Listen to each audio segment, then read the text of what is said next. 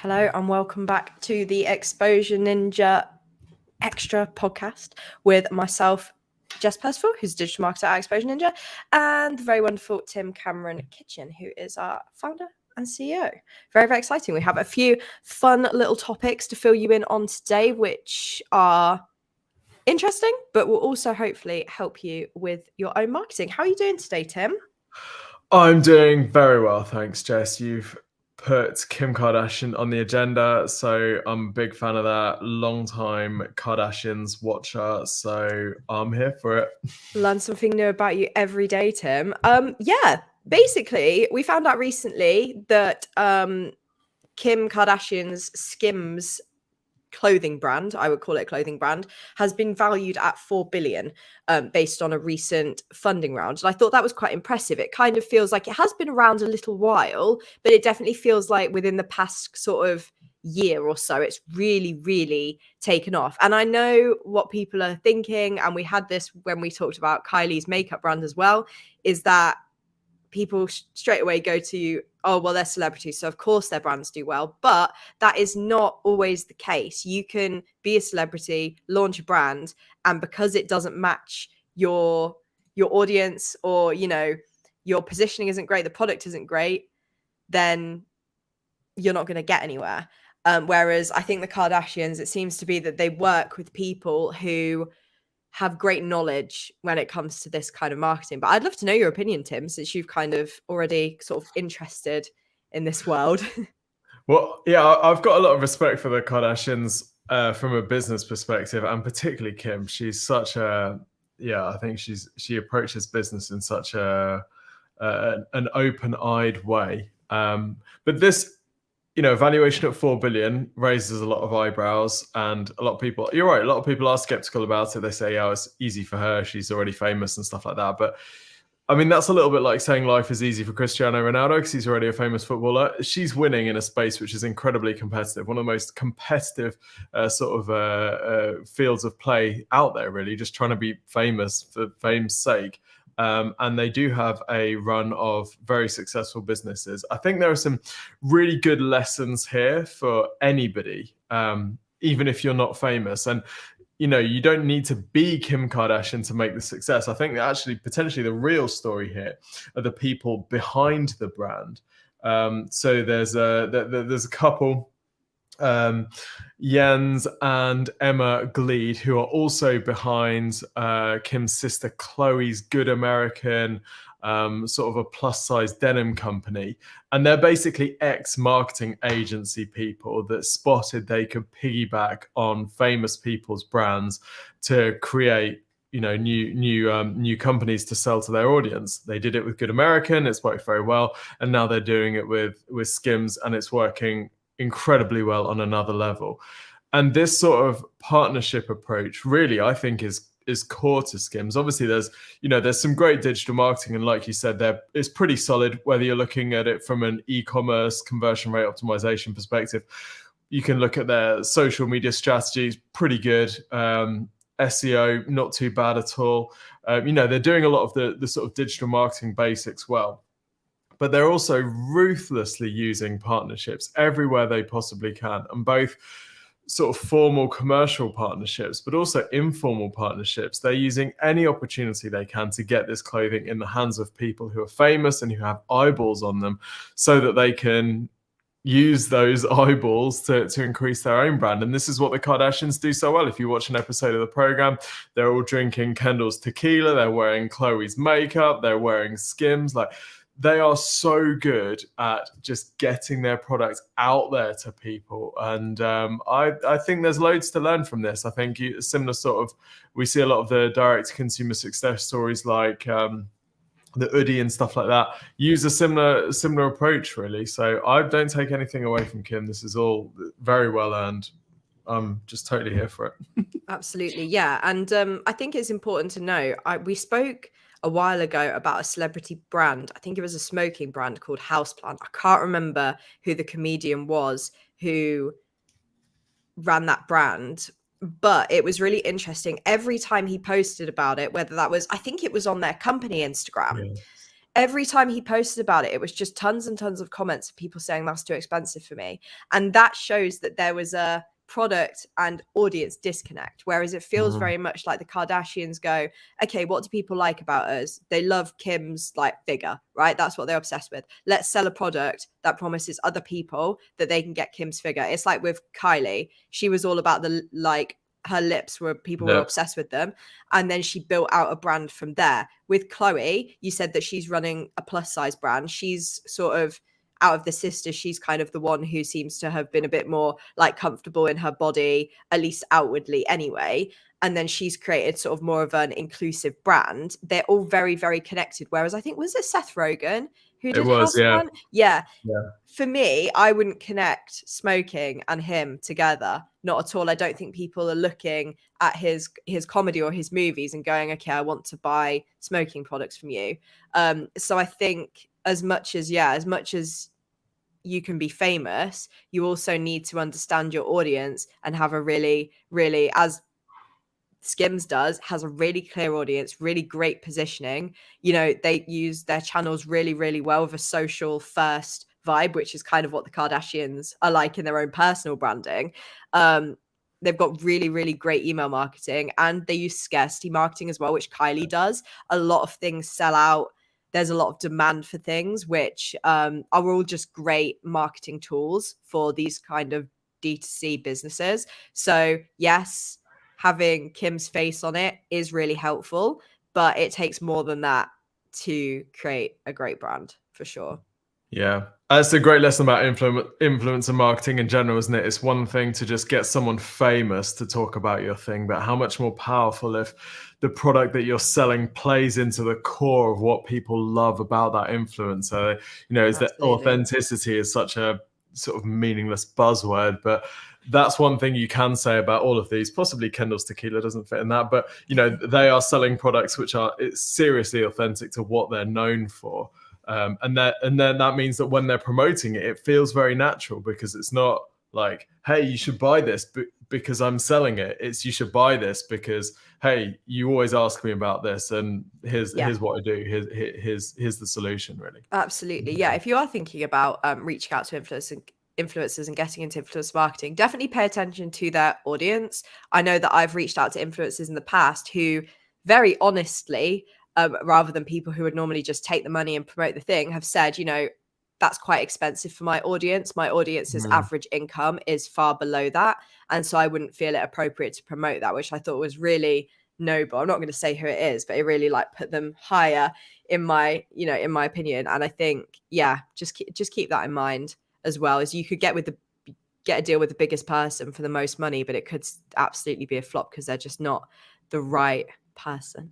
Yes. Speaking of, I don't know where I was going to go with that. Speaking of social media apps, perhaps, that are a total mess, maybe. Twitter, now known as X, is offering 50% discounts on ad packages.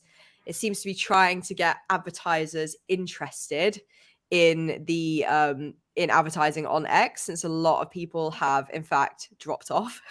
And so it definitely seems that they're trying to bring people back on. There's also stuff that's happening in terms of with some advertisers, like I think Samsung was one of them, the official X like big account, which used to be at Twitter, is now at X, have like been retweeting the campaigns. Apparently Elon's also been doing that, just to boost a bit more, like get a bit more reach for those ads. And it kind of adds a little bit more credibility, doesn't it, as well, to the products. But apparently they're threatening to remove the official check marks for brands if they don't keep up their regular ad spend, which is just ridiculous. The amount of times a day I get contacted by accounts that are pretending to be brands is way higher than you might expect, especially if there's a giveaway happening.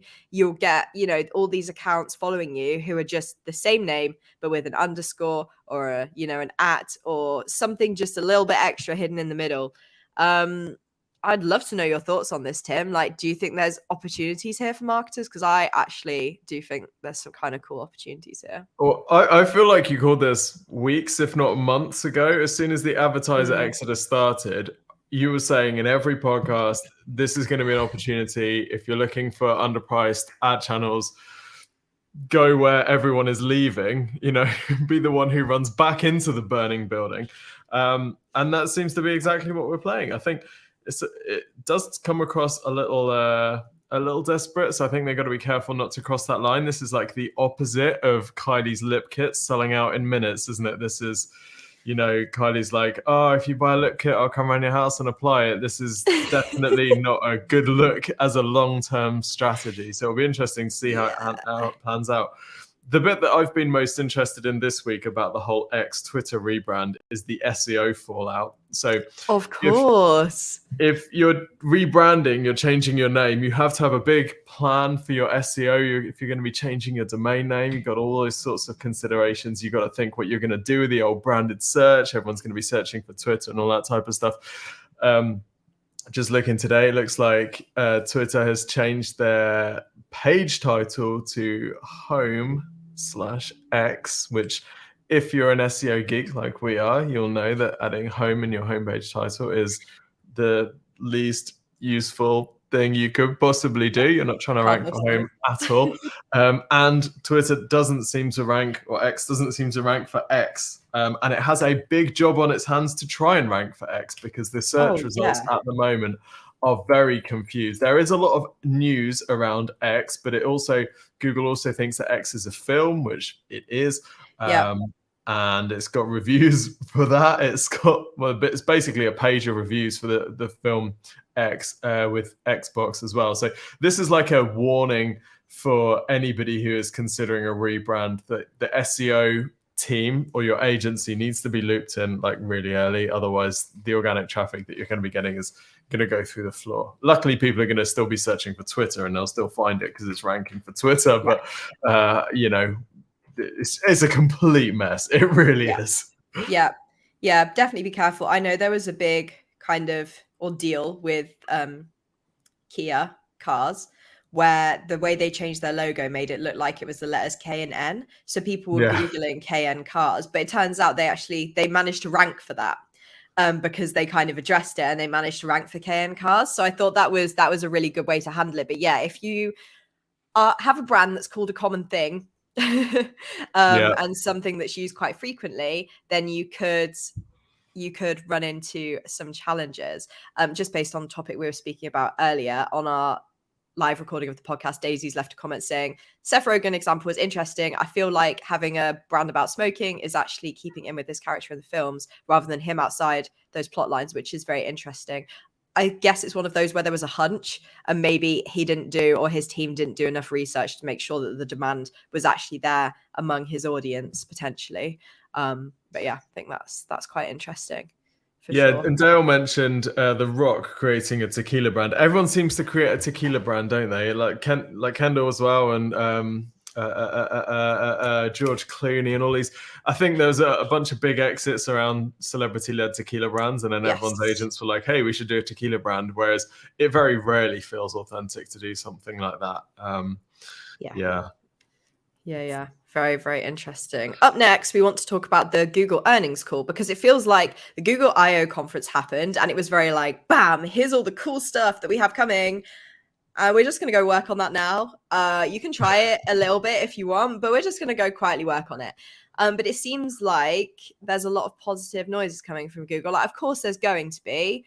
Especially on an earnings call, right? Yeah, especially on an earnings call. But it seems like the things that they've suggested are coming in the future also show that things are going well. I'll leave it up to you to talk about this, Tim, because I think you have way more knowledge of this earnings call than I do. So it'd be great to hear. Well, I dug through the earnings call for a powered by AI video, which we've published. So it was really interesting. Obviously, they're keen to hype up everything that they're doing, and everyone is keen to mention liberally how much they're using AI and how big AI is going to be in their future, because that's what shareholders want to hear. But Sundar, Google's CEO or Alphabet CEO, did give some sort of updates on SGE, which is Google's generative AI in search results. And it's at the moment it's in like pilot stage, I think. So it's not even in beta. It's not really out for most people. You have to go and sign up as a tester to even get access to it.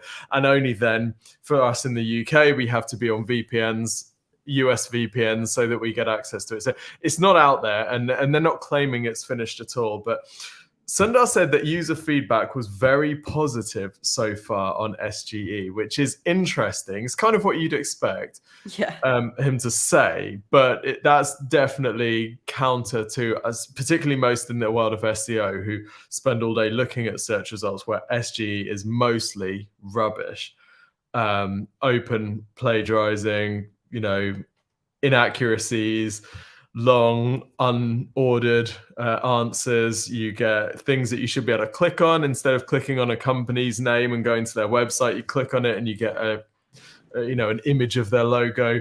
It just feels very, very half finished, but apparently people are loving it. So that's cool. It does mean that they're, he was very clear that this is the direction that things are going in. This isn't just an experiment which they're going to test and then just quietly can it. This is definitely something that they're working on. And I think the timeline for rolling out was at some point later this year. Also talked about, there are a lot of questions about how a lot of the shareholders were asking about how they were going to monetize it and all that type of stuff, because that is obviously a concern. And he was very keen to emphasize that the fundamentals of search haven't changed, i.e. people make commercial searches looking for things to buy or companies to buy from, and SGE will be serving those sorts of answers. And we've seen more examples out in the wild recently of ads appearing in SGE, whether that's, listings to companies or whether it's shopping results or sponsored SGE. So we're seeing it sort of develop a little bit. I think the most exciting thing about all of this, though, was more mention of Gemini, which is Google's kind of next level AI project. And he emphasized again that Gemini was going to help them reimagine search. Now, we expect this is Google's Magi project, which we spoke about earlier in the year. Where they are expecting a completely different type of search engine. Gemini is multimodal, which means it's trained on images, videos, voice, text, and can potentially output all of those things as well. And it seems to be, it's quite possible that Gemini will be a different league from GPT-4, and potentially the sort of thing that we can't necessarily imagine based on what we've seen large language models do already. So the implications for business and the implications for search are quite difficult to comprehend because we don't know the capabilities of this thing, but it is expected that it's going to be a step beyond what we're used to seeing. And the timeline for this is anywhere between a few months but certainly by the end of the year, they're expecting this to be rolled out. And OpenAI is actively preparing for Google to drop this, and they're expecting that they're going to have to run, I think was their word, to work on the next generation of what they're doing in order to, keep up with this. So it does sound very exciting. Indeed, yeah. I think the main thing to take away from this is just because the AI hype has calmed down doesn't mean that you should be ignoring it. Because I think there is a lot of exciting things happening. Like we've said before, the hype has died down. Now the real work begins, and the things that are going to stick around are going to stick around. So it's really important to pay attention to big players like Google and just see the type of things they're doing. I think it's very exciting. Like you said, we can't even kind of envision what this would look like. Like, I don't think any of us kind of predicted ChatGPT or that it would behave in the way that it does, or that we would be able to do with it what we do. We're always finding new things to do with it every day. So I think, keep an open mind and prepare for things in search to change a bit. Yes, for sure. But I think it was going back to the earnings call and what Sundar was saying. He kept saying the fundamentals don't change, like the fundamentals of search don't change. And I think that's really important to keep in mind. Like we're in the world of SEO, in the world of search ads, we're sort of trying to prepare for a future that we don't really know what it looks like. And that can feel quite unnerving and a bit concerning, but you've just got to remember at the end of the day, people are going to be searching for your products or your business, and you need to make sure that you're being found there. And that fundamental is not going to change. Sure, they might be asking an AI tool, which is then going to make a recommendation in a slightly different way to how search works at the moment. You're still just going to be optimizing for inputs and outputs. You're just going to be taking the information out of your business and arranging it in whatever format needs to be online in order for those tools to recommend your business. So the basic goal of SEO will not change. The need for SEO will not change. The need for advertising will not change, but it might just be that we're working with different processes and the search results page looks quite different. So the fundamentals are going to be there, but if you're a chaos lover like me, then you are pumped right now. Exactly. Yeah, I don't blame you. It is really exciting, and I'm looking forward to seeing what happens in the future. So I have one more story to talk about, which is kind of a funny little one to finish on. So there was a recent digital PR campaign, which was from Visit Iceland, but I would say you wouldn't initially know it was. And what it was like a homepage that was kind of advertising a service, wasn't actually a service, where a horse could do your out of office emails for you. So if you would get an email, a horse would walk on a giant keyboard and respond to the email. And it was kind of, the advert is very kind of tongue in cheek, you know, they're showing the horses sending these absolutely dire, nonsensical emails, and then the voiceover saying, you know, they're really well trained in sending these great responses. And at first glance, you know, it's kind of just, when I saw the homepage, I was like, what on earth does this have to do with Iceland? And then when I watched the video, it was very, very clever, showing a lot of different professionals on holiday in Iceland getting annoying emails when they hadn't, I suppose, put that out of office on. And they were all in these beautiful locations, you know, on mountainous walks and in hot springs. And it turns out that these horses are a huge part of, they're a huge tourist attraction in Iceland, essentially. So they took something that they know a lot of people experience, which is, they obviously had a direct target audience, which was like professionals who go on holiday. They took a common problem professionals have, which is being contacted when they are on holiday. We don't have that exposure ninja, just want to let you know. Very good work-life balance. But it kind of targeted these people and created a really funny video, which, I mean, I really liked it, and I'm still talking to people about it even a week after I've seen it. And, you know, on that landing page, it has more information about the horses of Iceland, as well as some of the locations they showed in the video. But it was a fantastic landing page. You know, they've got 3 different horses for you to pick from to answer your emails based on their personalities, you know. And it was just a really, really unique thing. It was really, really fab how they took a really common problem and combines it with a unique part of their product offering, essentially, which is the horses, and then combine other parts of their products into the video by showing people in their locations, you know.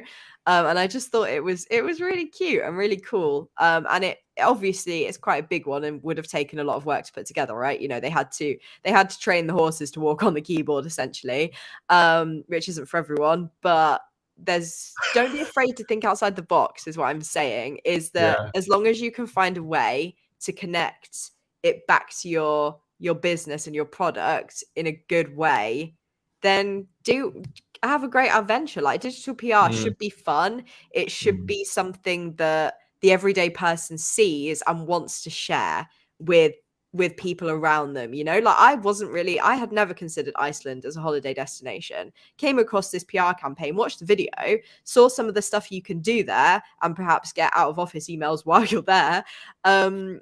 And I was like, this actually, I feel like I would want to go on holiday here. So it worked. I was the target audience, and now I want to go on holiday there. Like, it completely worked. And I think there's a lot of exciting opportunities. And we think that digital PR is going to become even more important in the age of AI. So if you're not already leveraging it, you really need to. Tim, what are your thoughts on this campaign? I don't know if you'd seen it before this podcast or not. I hadn't seen it. No. You another joyful corner of the internet that you've introduced me to, Jess. No, I really like it. I think one of my issues with some digital PR campaigns is that they're so detached from the business. It's almost it's pointless. And you know, that can be useful if you're just looking for it to get some news coverage so you can get links. But this is one of those campaigns that I think is more on the PR-y side of digital PR rather than just the pure link building side. Where, like you say, Iceland really is the start. It's sort of the backdrop for all of these. It does make you think about holidaying in Iceland. They've timed it, you know, at the time when people are thinking about holidays. And they've got a cute, popular angle, which what's not to like, really? It's super smart. I love it. Do you know what sort of numbers it's doing? Is it I have no taking off? idea. I didn't have a look, unfortunately. I was just so enamored with it. It's Fair got play, yeah. this is where it's got 10 views, and then me just showing it to people. Yeah. But yeah, it's says, please call my name, please, one time. Hey, buddy, how's it going? There you go. Oh no, it's doing all right. Yeah, it's got some. It's getting some links. This is cool. This is cool. So, all right, Jess, if you were gonna distill the sort of formula here to why this thing has taken off, what do you think are the principles? So I'm listening to this, or I'm watching this, and I'm thinking, all right, I want to run a digital PR campaign for my business, which does well here. What are some of the keys to this going well versus something that just dies without a trace, do you think? Yeah, they were really clear on their audience, which they wanted to target professionals. And I thought that was, sometimes it's tempting to try and target everyone, but I think then you have so many ideas and it's so broad that you can't distill it down. That's the first thing. The second thing that I had in my brain that's now left was a really good point. Just to follow up on that though.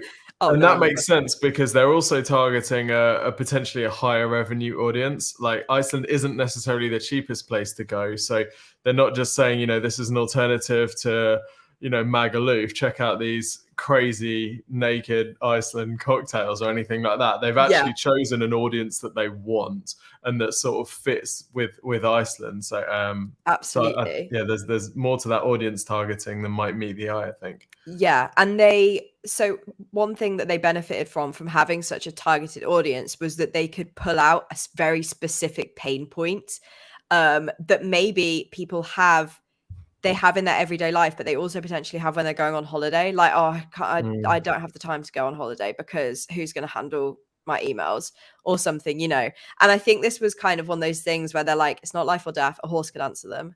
Chill.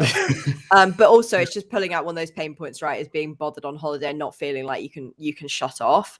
And I think that's another thing that really just did really well. But then they used the horses, which is a part of their offering, essentially combined everything together and sort of made it fantastic. And yes, a great element of this is the cinematography and stuff, like, but it's essentially just product photography, right? Like if you're selling a little product, you can also create something fun and show off your product in a way that kind of connects with the digital PR.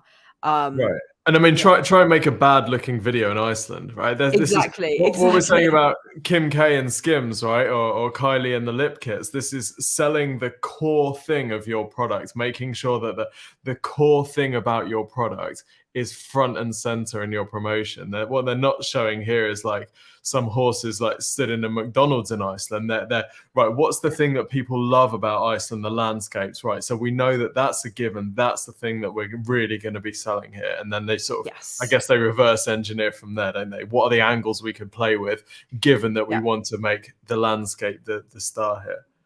Yeah, I think they really knew what things they wanted to promote. You know, they wanted to promote the horses, they wanted to promote the hot springs and the walking trails. And so they included them. And that's the thing as well. It's, you can create stuff that's targeting your whole product range or your whole service range. But they were very smart to pick something very specific and, you know, put them as the stars. Because then it meant that on their landing page, which Tim, perfect timing, on their landing page, they could, sorry, I'm getting some odd comments today. On their landing page. I think we've been shared on some Reddit forum or something. Yeah.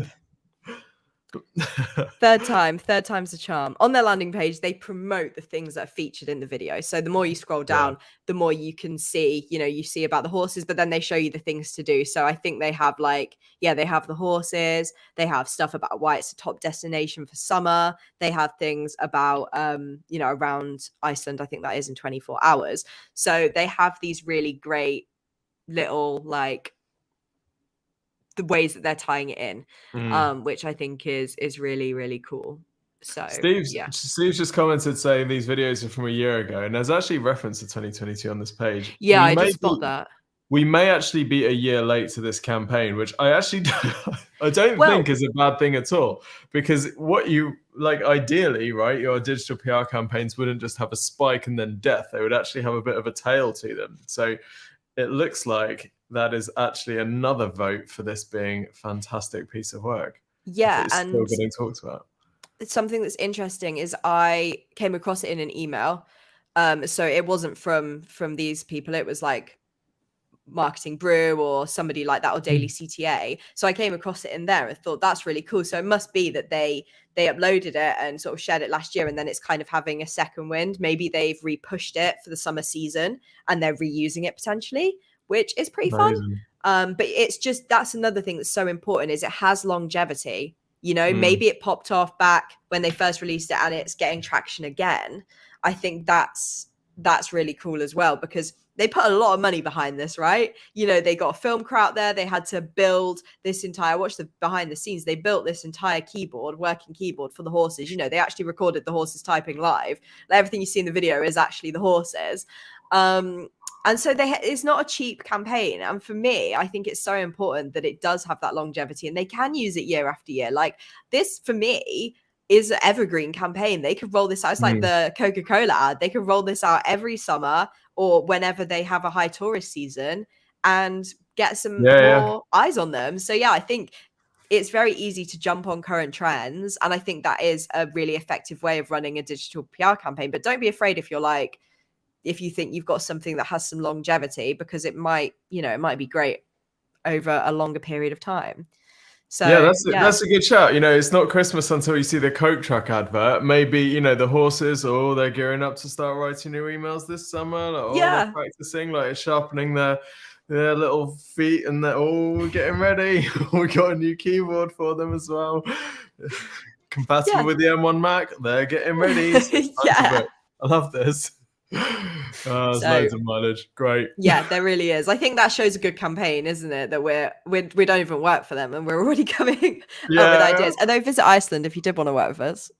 Yeah, we are up for that. Just to be clear, we're up. Yeah, we are definitely up for that. And these ideas, these aren't the best ideas that we'll have. But we'll have other ideas as well. Yeah. We'll have we just came up with these just in a quick moment. Anyway, I will leave you with a fantastic comment on the live stream from Ian Wilson, who said, "Can you imagine the briefing meeting when they were told to stop horsing around? Imagine the horses were messing about in the filming and they told them to stop horsing around." Very good. Slow claps for you, Ian. We enjoyed that. Thank you for everybody who attended Podcast Extra today. You can listen to our previous podcast either on our High Performance Digital Marketing podcast channel or over on pretty much all podcast platforms of your choice. If you search Exposure Ninja, we will pop up. Don't forget, you can get a free website and marketing review at exposureninja.com/review, which the link is up here, which is I am pointing to the right bit. Okay, awesome. Don't forget to like this video if you learned something new and enjoyed it. Follow on your favorite podcast platform and hit subscribe over here, because then we know that you enjoy the podcast and that you want more. So yes. Great. That was a hell of an outro, CTA, Jess. Good job. It was indeed. I'm a pro. I'm an absolute pro. Thank you, everybody, for coming, and we will be back next week. See you later, everyone.